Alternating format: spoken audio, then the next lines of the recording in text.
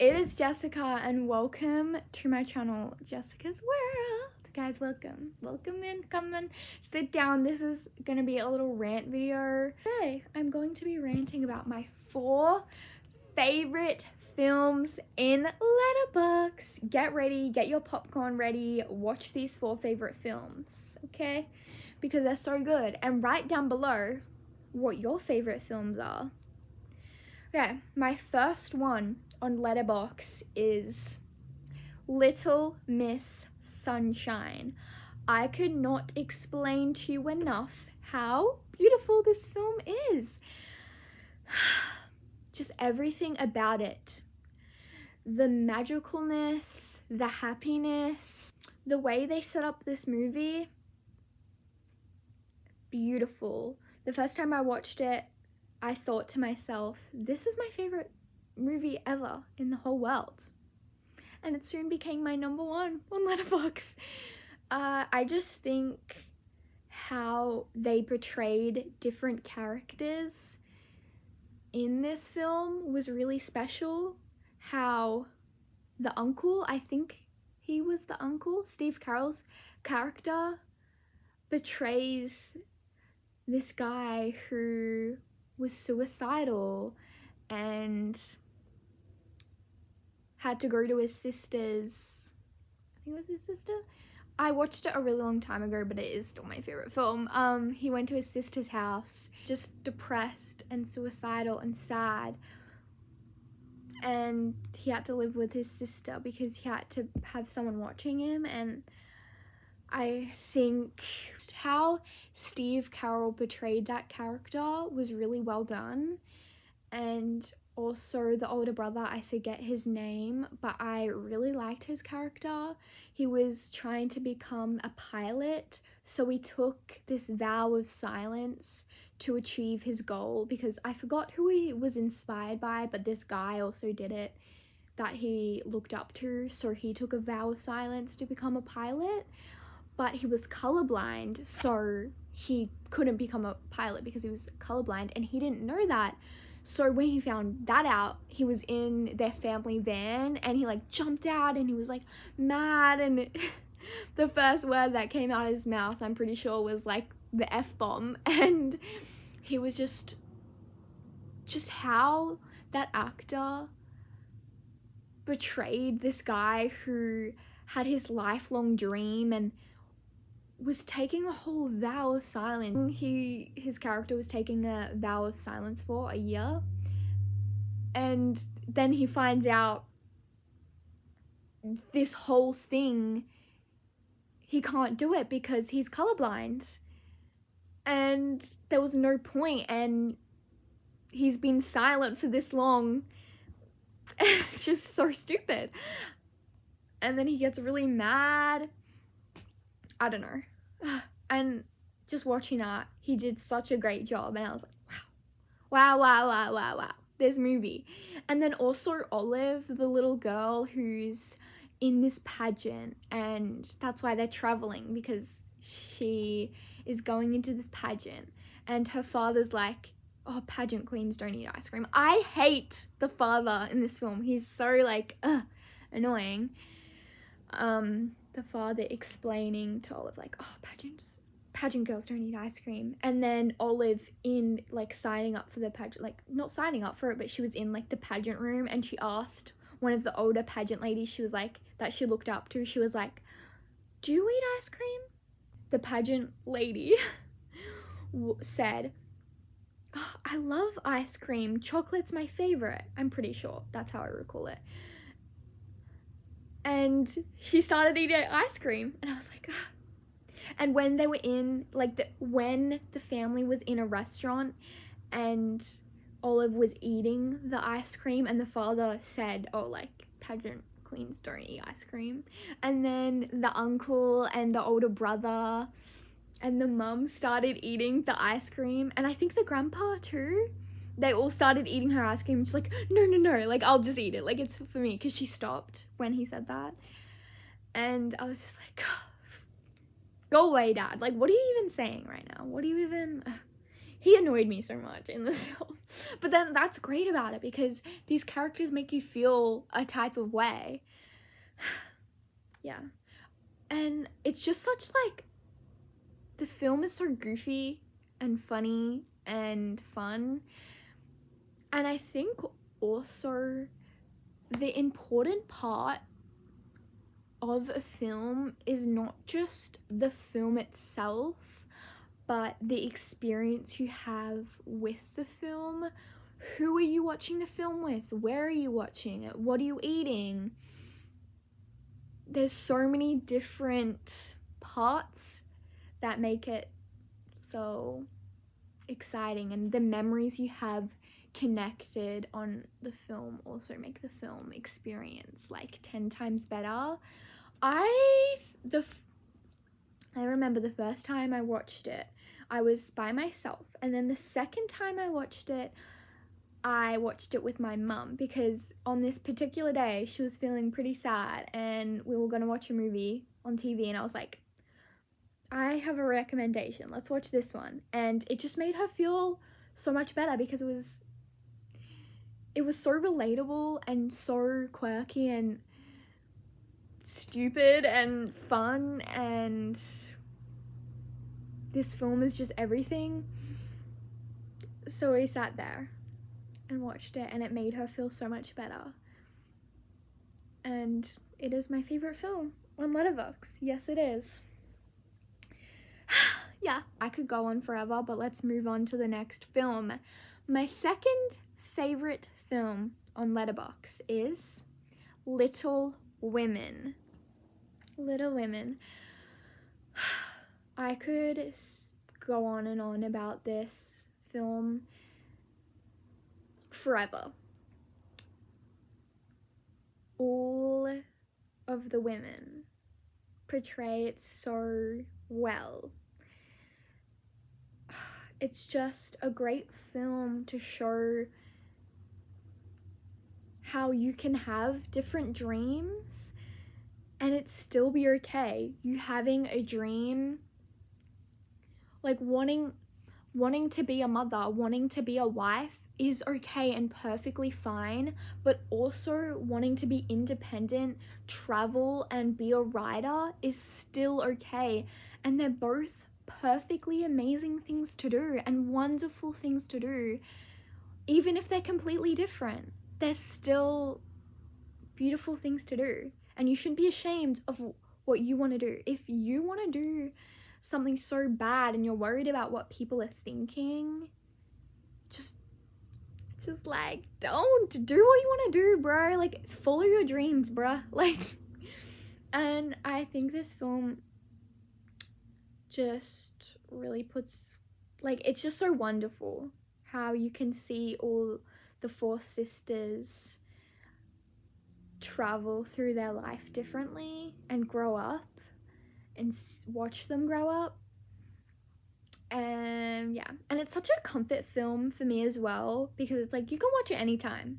I saw the 2019 one. I haven't seen the original Little Women, so I should probably watch the original, but I've only seen that.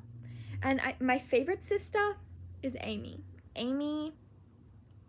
because she's the little sister and I'm also a little sister, so I feel like I relate to her the most. That's my thoughts on Little Women. Third favorite film. Get ready for this. Mamma Mia. Yes, Mamma Mia, the musical, the first one. Beautiful, amazing, fun, whimsical, summery in Greece.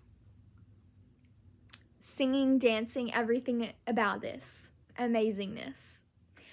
I especially think this movie used to be in my top spot on Letterbox for so long, because the nostalgia I have connected to this film, because I used to watch this film every single day. It was the only film that I had downloaded on our TV when I was in primary school, and I would watch it every single day, after school, before school, on the weekends. And I would sing all the time because of this film. Like, you could be talking to me and I would be singing because of this film. And ABBA, love ABBA.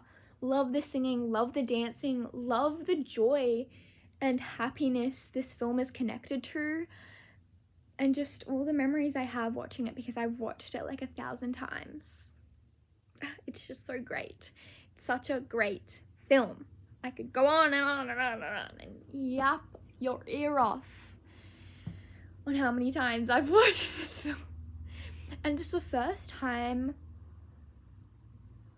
for me as a person wanting to leave the country because of how, like, I just saw this film and I was like, I need to go to Greece. I need to leave and go there. That's the first place I want to go.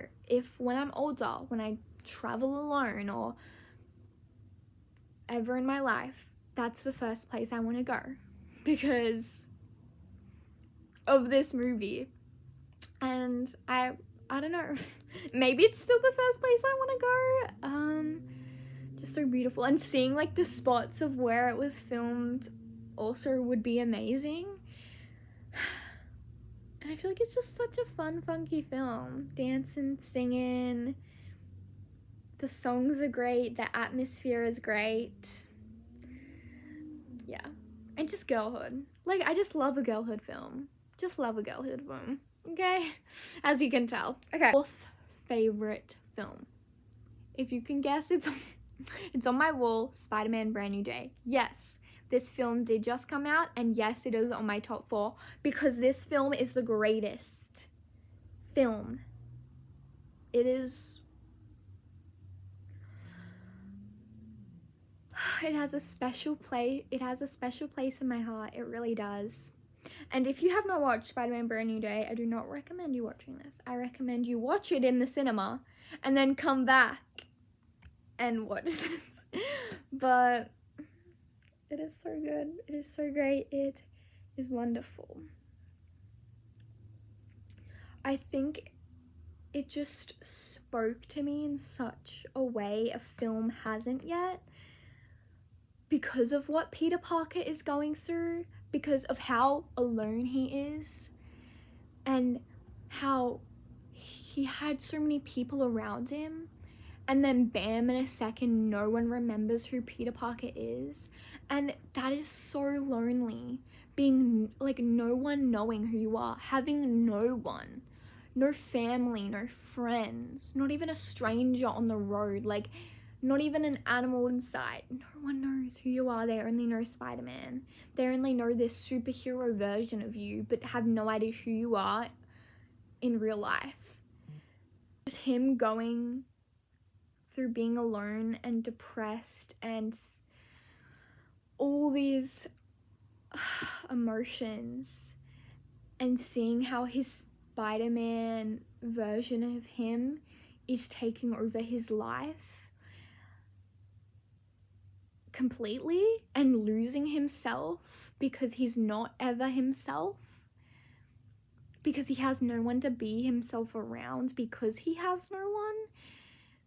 And how they portray this film, like how they went on from the previous films before, I feel like they did it in such a beautiful way.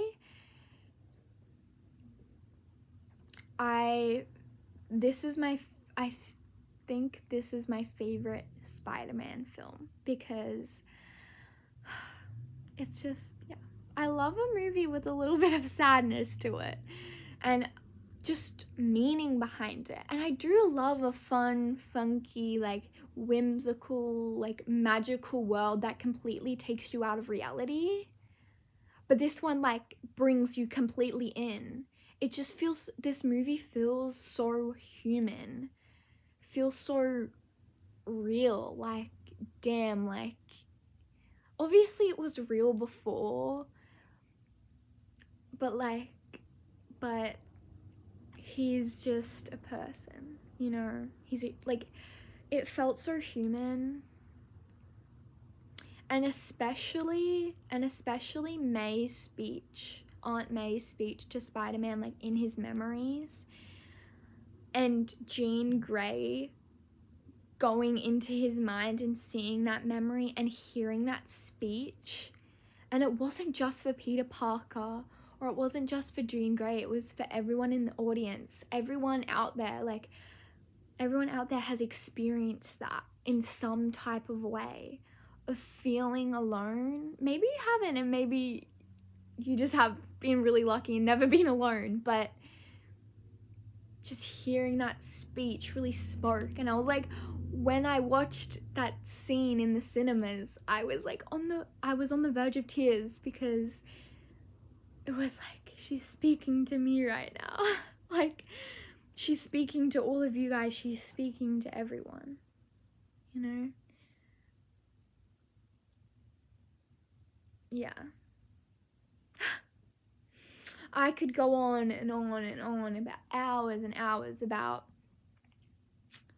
everything, every aspect, every part of this film, and dissect it in every possible way of how great it was. But it was truly great.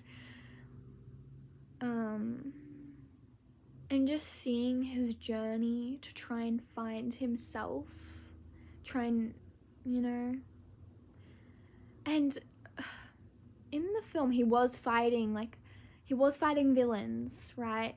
But he wasn't just fighting like a main villain, he was fighting himself. He was fighting with his own identity, pushing it down so deep that it became lost and forgotten.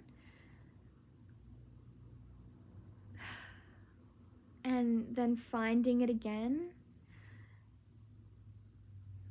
It just relates so much to just you as a person losing yourself and having a journey of trying to find it again. Just the words for this film, just describing this film, I couldn't put it into words. It's so beautiful and amazing, and in my head it sounds so much better than it is coming out of my mouth.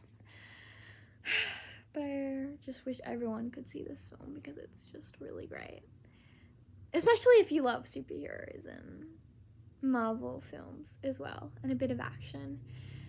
Go forever and talk about every single film forever, but Spider-Man, Peter Parker, girl, I could talk about you for hours, but I'm not gonna do that. Anyways, those are my 4 favorite films, and I didn't talk about them forever, but I definitely could talk about all of them forever. Also, if you're wondering what was before Spider-Man, because this one just came out, it was The Notebook, and I don't want to hear anything about it. I do not want to hear any critics about it. And also, guys, if you have a different opinion to me, you can have a different opinion to me. You don't have to like any of these films. And if you hate them and you think my opinion is completely wrong, maybe it is. Maybe it is. But we all have different opinions on different movies, and we all like different stuff. And obviously, I'm not you, and you are not me. So, yeah.